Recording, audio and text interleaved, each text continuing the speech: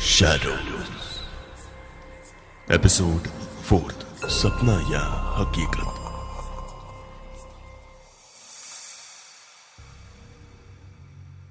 आहान कुछ ही देर में उस बुजुर्ग महिला के साथ काफी घुल मिल गया था। बातों ही बातों में आहान ने उस बुजुर्ग महिला से पूछा, चाची जी आप कहां जा रही हैं? उस बुजुर्ग महिला ने बताया, मैं विकरालगढ़ जा रही हूं बेटा, किसी की तलाश में। आहान तलाश का नाम सुनकर थोड़ा चौंक उठा और पूछ बैठा, तलाश में? किसकी तलाश में चाची? मुझे बताइए, शायद मैं आपकी कोई मदद कर सकूं।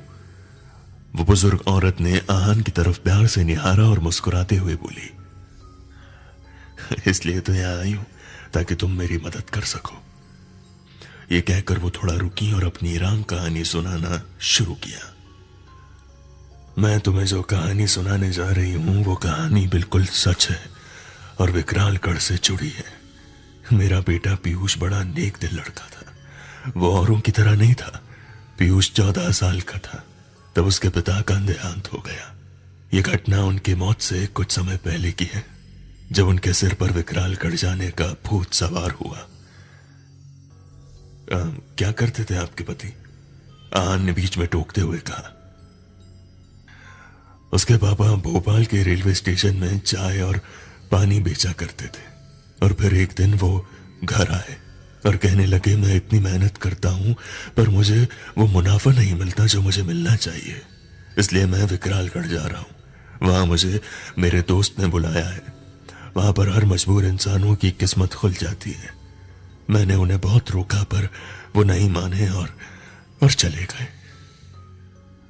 आहान बड़े ध्यान से उनकी बातें सुन रहा था। फिर क्या हुआ चाची? उस बुजुर्ग औरत ने आगे कहानी बढ़ाते हुए कहा, उनका जाना मुझे बिल्कुल पसंद नहीं था। मेरा दिल बिल्कुल गवारा नहीं कर रहा था कि वो वहां जाएं, लेकिन उन्होंने मेरी एक भी नहीं सुनी। उनके जाने के 2 महीने बीत गए और उनका कोई अता पता नहीं था। मैंने कितनी बार सोचा कि मैं खुद जाऊं, पर हर बार कोई ना कोई परेशानी के कारण मैं नहीं जा पाई। और फिर एक दिन रात को अचानक से वो वापस घर आ गए। बुजुर्ग औरत की बात सुनकर आहान चौंक उठा और बोला, वापस आ गए? फिर क्या हुआ?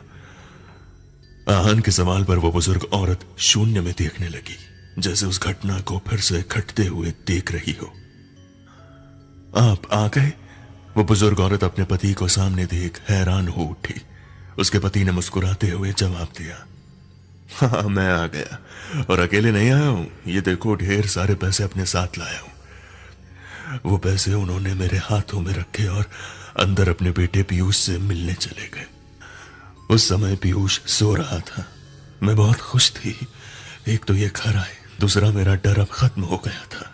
इतने दिनों बाद मैं उनसे मिली थी। मैंने सोचा इतने दिनों बाद ये घर आए हैं, कुछ अच्छा बनाती हूँ, सब साथ मिलकर खाएंगे। मैं दरवाजे के पास बैठकर खाना बनाने लगी। पीयूष के पापा भी पीयूष के साथ अंदर कमरे में बैठकर बातें कर रहे थे। अंदर से काफी हंसने की आवाजें आ रही थी। मैं भी खुशी खुशी अपना काम कर रही थी।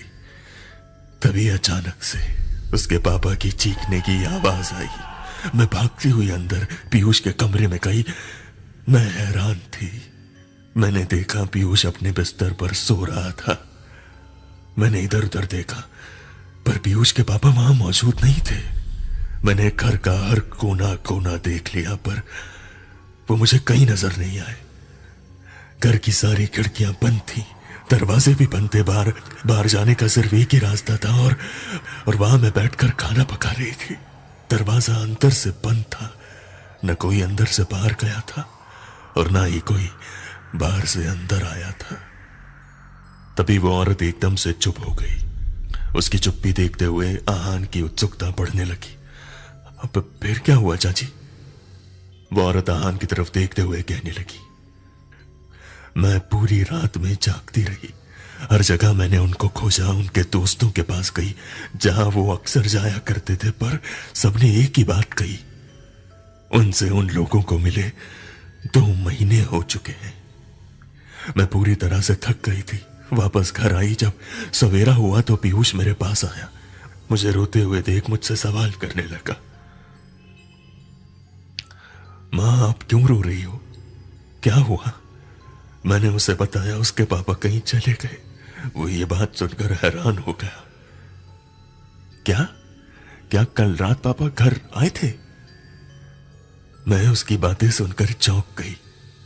ये कैसी बातें कर रहे हो पीयूष? क्या तुम्हें नहीं पता कल तुम्हारे पिताजी घर आए थे और तुम और तुम्हारे पापा मिलकर कितनी सारी बातें कर रहे थे? सारी बातें मैं बाहर रोटी बनाते हुए सुन रही थी। ये आप कैसी बातें कर रही हैं मां? मैं तो कल पापा से मिला तक नहीं। क्या हुआ था मुझे डिटेल में बताएं। पीयूष की मां उसे सारी घटनाएं बताने लगी। फिर मैं और पीयूष दोनों ने ही निश्चय किया कि विकरालगढ़ जाकर एक बार उनसे मिलेंगे। वहां जाकर पता लगाएंगे उसके पापा क्या करते हैं। हम विकरालगढ़ गए और वहां लोगों से पूछताछ शुरू किया। ज्यादातर लोगों ने यही बताया कि ऐसे किसी इंसान को उन लोगों ने आज तक नहीं देखा था। हम निराश होने लगे थे। ऐसा लग रहा था जैसे पीयूष के पापा कभी विकरालगढ़ आए ही नहीं थे, क्योंकि अगर वो आते तो कोई तो उनको पहचानता। फिर बहुत खोजबीन के बाद एक आदमी मिला। उस आदमी ने पीयूष के हाथ से उसके पिताजी की फोटो ली और पीयूष की तरफ देखते हुए बोला, मैं नहीं जानता हूं, 2 महीने पहले इनकी मौत हो चुकी है, मैं कैसे भूल सकता हूं। इतना बोल वो औरत फिर से चुप हो गई। वो अपनी सीट से उठ गई। वो जैसे ही अपनी सीट से उठी ट्रेन एकदम से रुक गई। वो औरत आहान की तरफ देखते हुए हाथ जोड़ने लगी और किड़किड़ाते हुए कहने लगी,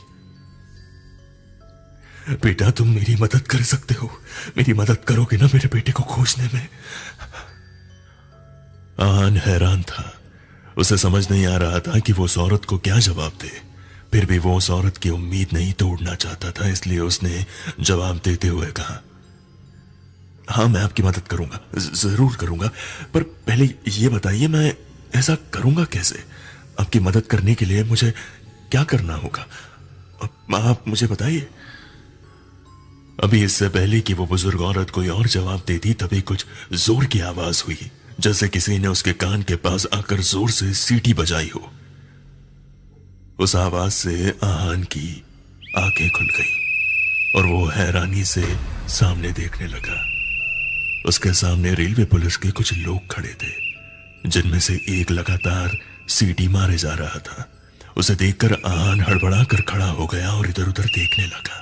वो पुलिस वाला आहान से बोला, सारी रात विकरालगढ़ स्टेशन पर ही बितानी है या अपने घर भी जाना है?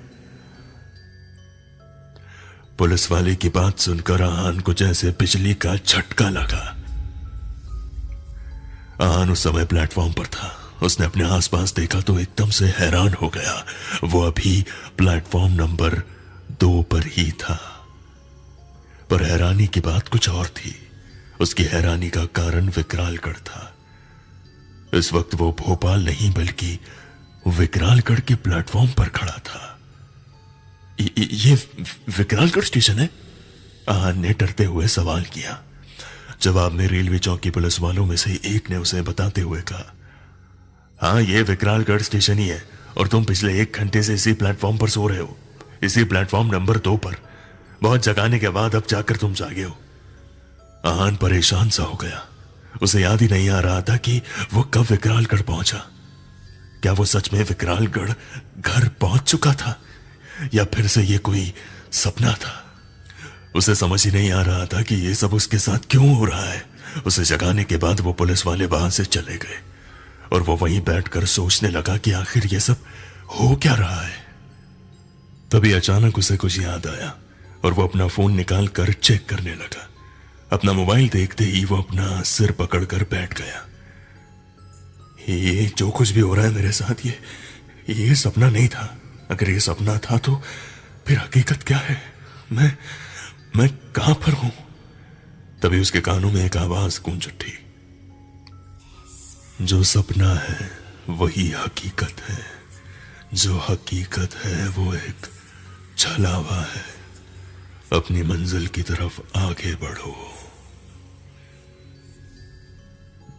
आहान ने दूर दूर तक देखा पर कोई नहीं था, सिवाय एक चाय के स्टॉल के।